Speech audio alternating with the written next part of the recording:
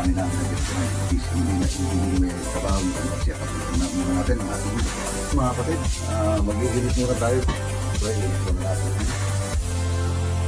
Tignan muna natin yung minute mga kapatid.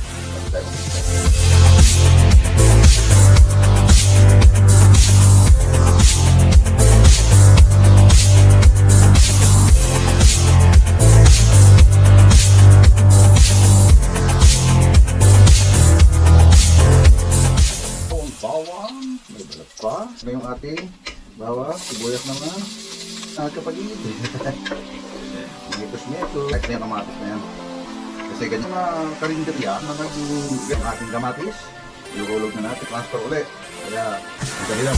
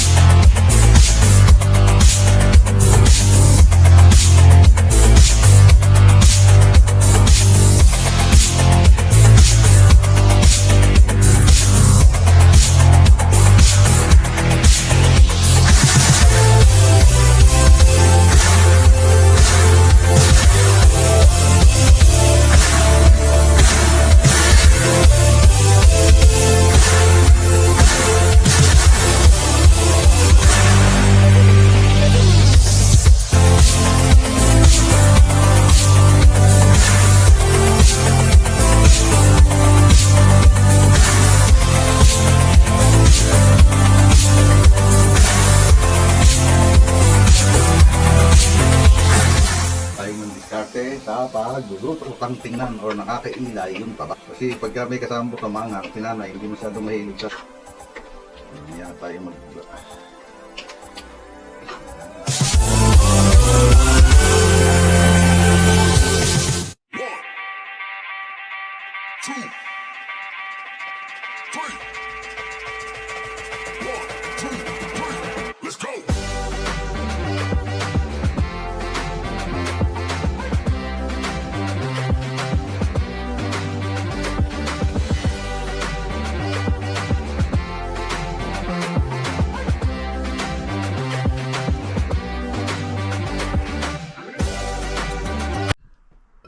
What's up mga kapatid?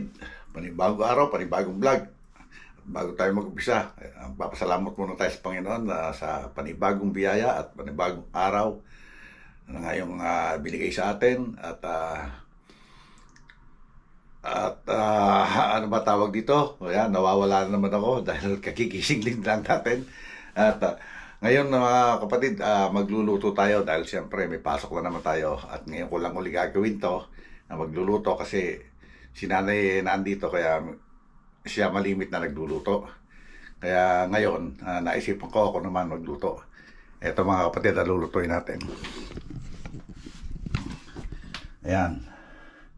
Kasi yung dati, yung isang ganito na nagayat ko na rin dati, ginawa ni nanay na dinuguan, niluto niya noong isang linggo. Ngayon naman, ako naman magluluto, bopis naman, dahil hindi ako marunong magluto ng dinuguan. Kaya ng ating lahok. Ayan. Siyempre, may kasama suka yan.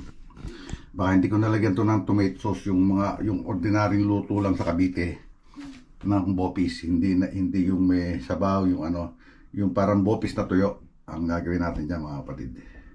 Okay, set up muna natin ang ating lutuan. Okay mga kapatid, mag-iinit muna tayo ng ating paglulutuan. Ito, tayo magluluto. Ayan, dyan tayo magluluto. Siyempre, init muna natin yan. I-off muna natin to. Ayan. Switch na lang. Ayan. Hintay lang muna natin yung minute mga kapatid bago tayo magigisa. Okay mga kapatid, mainit na yung ating kawali. So, lagyan na natin ng mantika para makapag-gisa na tayo. Painitin lang natin ng kaunti.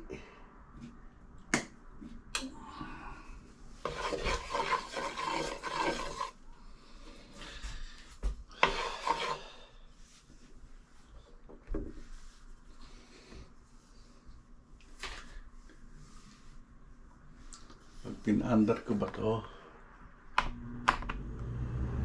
Maingay eh. Maingay sa ano, sa GoPro.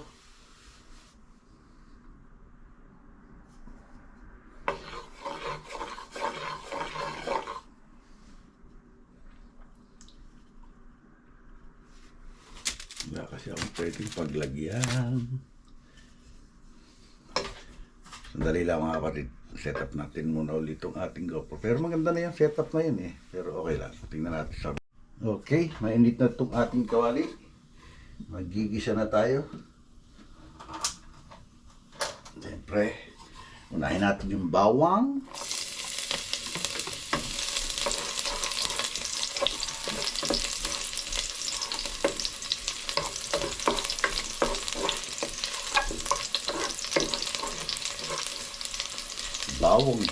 Bawang. May balat pa.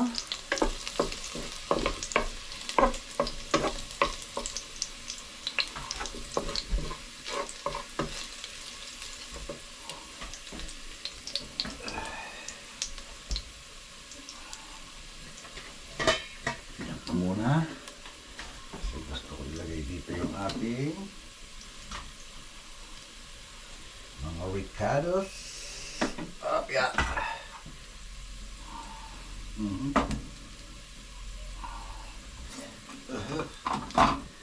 Ganyan. Okay. Ang ba yung nakapang? Ayun. Parang ganda naman tingnan. Okay. Hop. Sunod na yung ating bawang. Sibuyas naman. Sabay na rin natin itong kamatis, mga kapatid.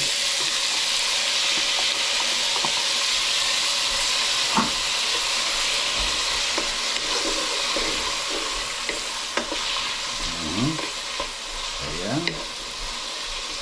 Mekos-mekos lang natin yan, mga kapatid. Mekos-mekos.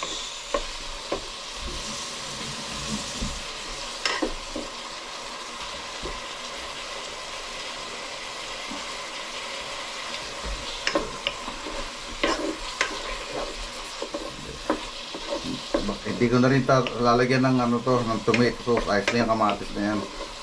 Kasi ganyan lang ang simpleng luto ng bope sa Cavite eh. Hindi naman kasi pang restaurant to eh. Pero meron, may nakikita rin ako mga karinderya na ganito ang luto ng bopes nila. Walang tomato, suka lang at saka itong suka, asin, yan. Okay. So, medyo malambot na yung ating kamatis. Iuhulog na natin yung ating karni. Yan, okay. Yan, oh. Wow. Ito, kombinasyon nito, pisngi ng baboy, puso, bato, at saka lapay. Yan. Ginayat ko na yan kahapon para naka-ready na.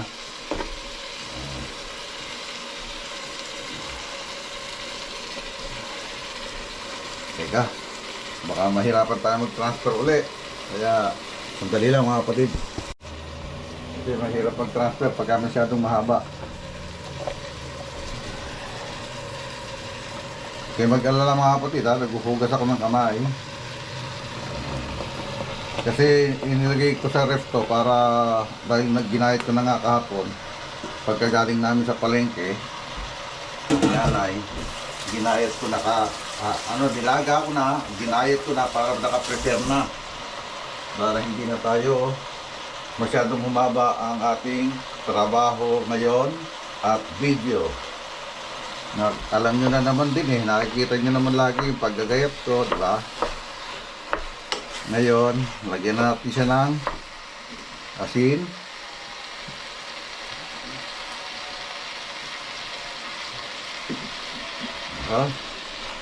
Kuha na rin tayo ng paminta.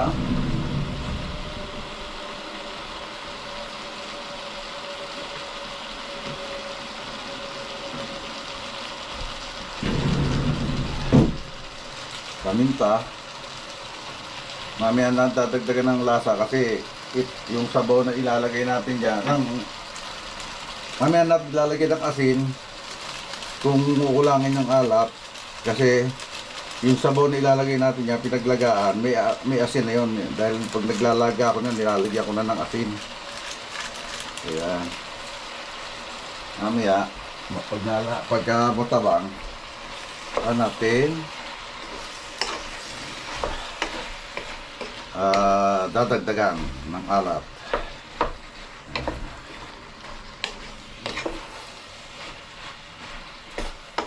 Magtutubig pa yan mga kapatid kasi napalagay siya nga sa ref. Tapos magmamantika. Ayun ang masarap pag magmantika. Tapos lalagyan natin ang suka. Diba?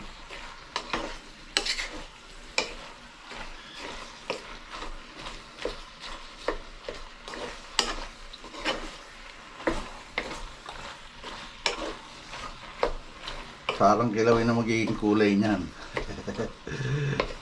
Kayong kasi walang kulay eh. Kung pagka kinulang ng konti sa baw, lagyan natin ng konting aswete para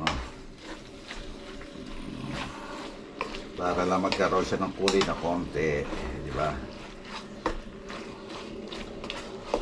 Okay, mamaya na ulit mga kapatid. Ilagay na natin itong yung kahapon na pinaglagaan sabaw. Ayan.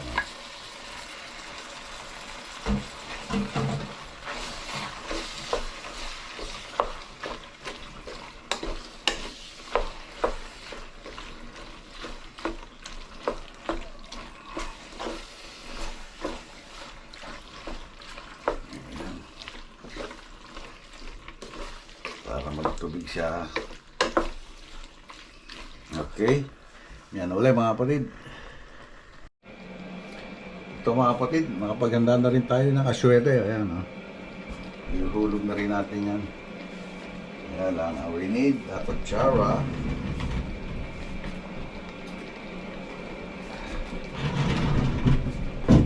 Para pumula siya. Wow. Ayan. Namaya pa natin lalagyan ng suka yung mga kapatid pagka yung luto na. Pagka yung malapit ng hanguin.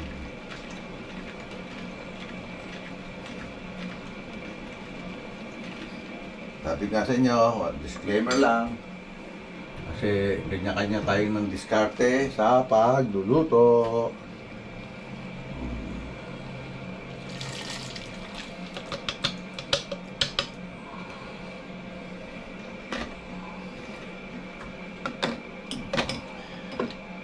Okay. Ayan na, pampakulay. Diba? Para hindi naman masyadong makakautang tingnan or nakakailay yung taba. Kasi yung pisngit taba yan eh.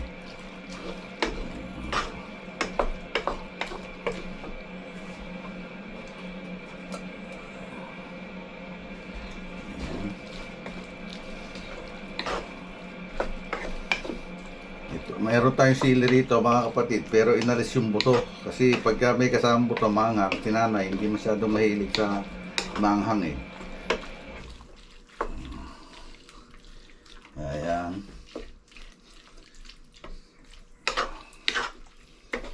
Mamaya na tayo Okay. Ngayon ihulog na natin to mga kapatid, itong ating chili. Jalapeno yan na malaki eh. Okay. Maya-maya na ulit mga kapatid. Okay, naninikit na. Ayan, nagmamantika na hit na po. Hindi niyata pala hindi niyata magandang paglutuan to naninikit na.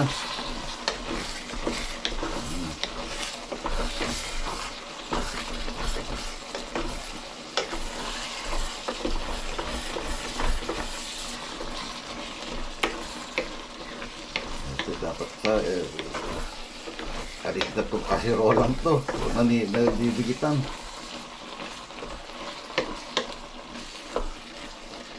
Okay. Ngayon mga kapatid, maglalagay na tayo ng suka.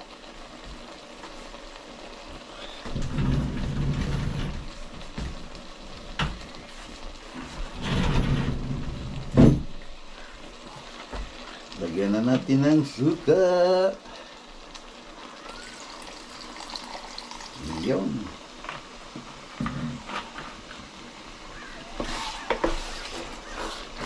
Ito kasi malambot na naman pagkaalaga eh.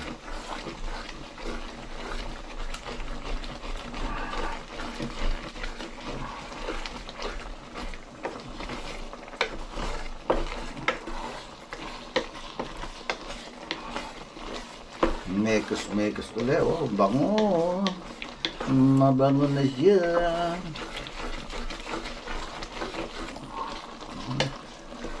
Hinaan natin ang apoy. Huwag lang siya masyadong manikit.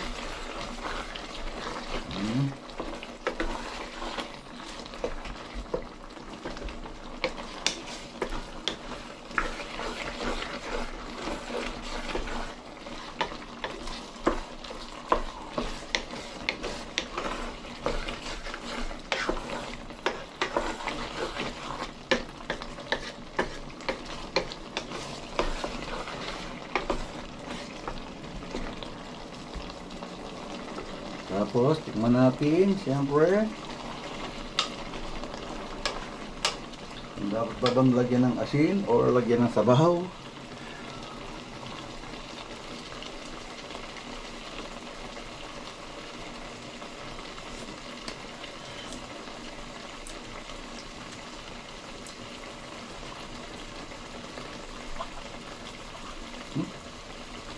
Sarap na siya.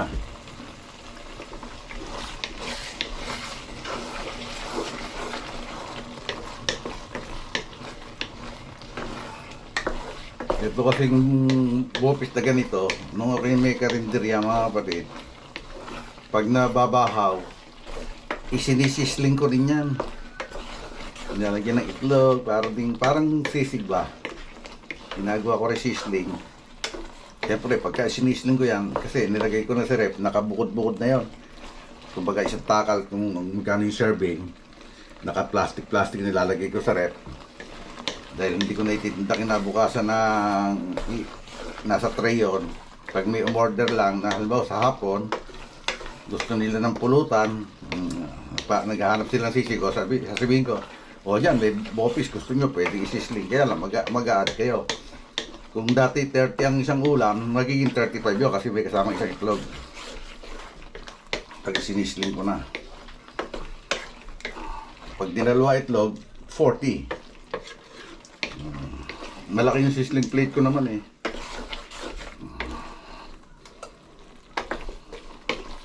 Ayan. Manikit. Okay na. Luto na yan mga kapatid. Ano yan, hanguin natin yan. Ayan mga kapatid, luto na. Hanguin na natin yan. Ayan siya oh. Diba? Oh yeah. Oh, paano mga kapatid? Hanggang dito lang itong vlog natin ngayong araw na to. At maraming salamat sa inyo at nakaabot kayo sa dulo ng ating vlog na to. At hindi kayo bumibitaw. Maraming salamat. At maraming rin salamat sa mga laging nanonood ng video ni Tatay Pandong. Kahit na ganun lang kasimple or hindi masyadong na-edit. Maraming salamat sa inyo. At maraming salamat din sa Sword Community, sa Sword Team USA, Sword Family, Planet Sword, Team Kapanalig, Bukana Vloggers, LA to Manila Bay. Maraming salamat. At shoutout sa inyo lahat. At syempre, maraming salamat din sa Panginoon. At hindi tayo pinababayaan sa araw-araw. At hindi tayo kinakalimutan. At lagi tayong nabibiyayaan sa araw-araw. Maraming salamat sa iyo, Lord. At siyempre, maraming salamat din kay Idol Japper Sniper. At kay Mrs. Japper Sniper. At siyempre, maraming rin salamat kay Nanay. At lagi rin nakasuporta sa atin. Kay Nanay Lisa. At shoutout nga pala sa mga anak ko dyan sa Pilipinas at sa shop ng ni Ferday. Shout out sa mga namimili dyan at tumatangkilik at maraming salamat po sa inyo lahat. God bless us all and be safe always. We love you all mga kapatid. See you on my next vlog. Bye-bye. 1, 2, 3. 1, 2, 3. Let's go.